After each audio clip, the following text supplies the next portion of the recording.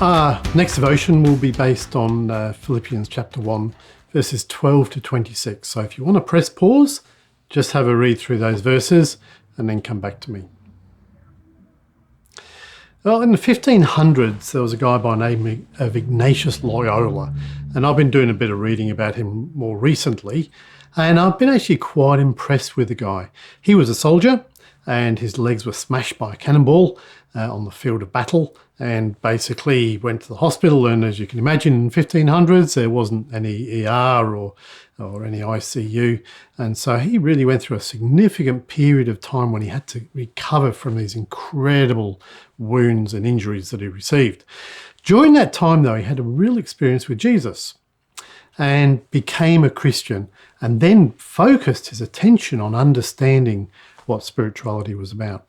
As a result, directly as a result of his injuries that he received, he had to stay in hospital for a long period of time, had a long recuperation period.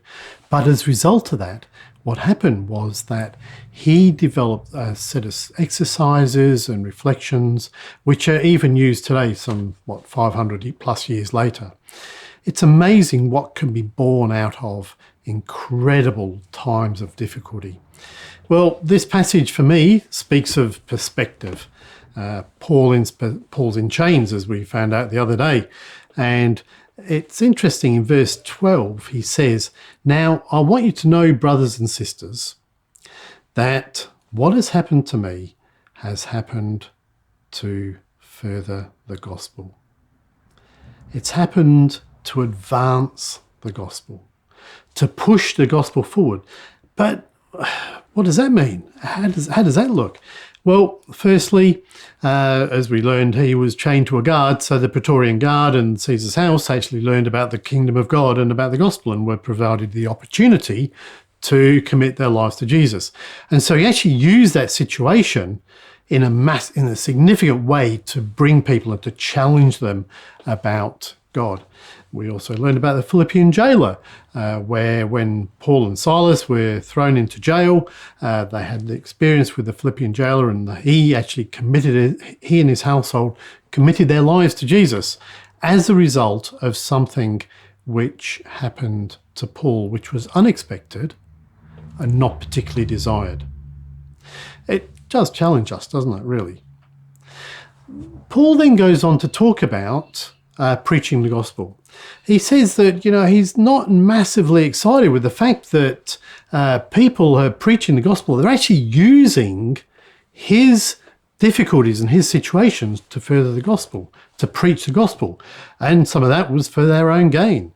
Well, a number of years ago when I was in Papua New Guinea, I visited a church that same situation had happened. Somebody had come in, unfortunately a white Australian, and had given a gospel which was tickled the ears of people and had pulled them away from the church.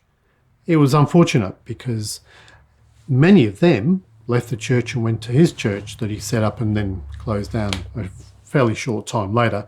But also, and I reflect on one of the things that one of the leaders said to me, what was interesting was that quite a number of people in the community actually came to faith because this person came over.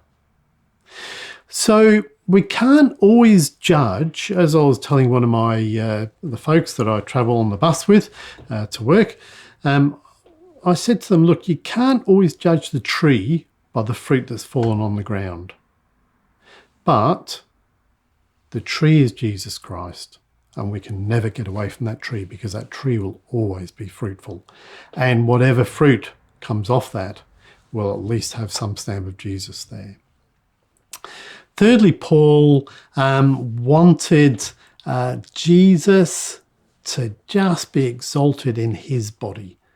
He was in chains, he'd suffered significantly, but he wanted Jesus to be exalted. You see, one of his challenges was that while he was in Rome, in prison and a house arrest, there was a high likelihood that he could be executed. And so in verse 21, it actually says, Paul says, "For me to live is Christ, but to die is gain," because he knew that he would be with Jesus.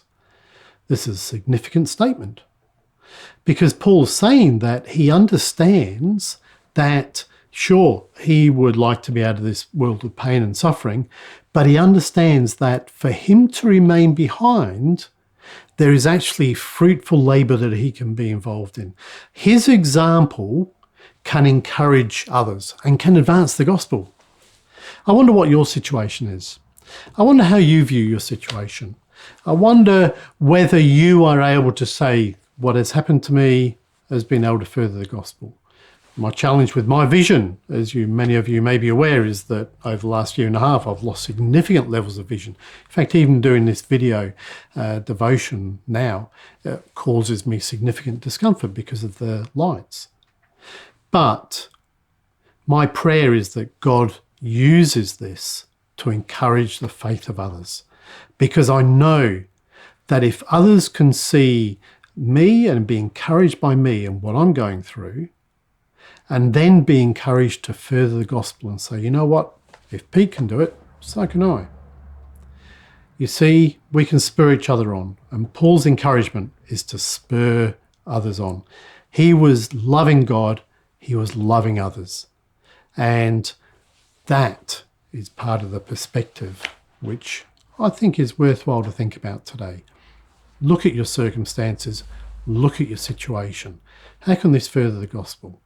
How do you need to change your attitude or your approach to see the gospel of Christ glorified in you? Have a great day, and we'll see you again.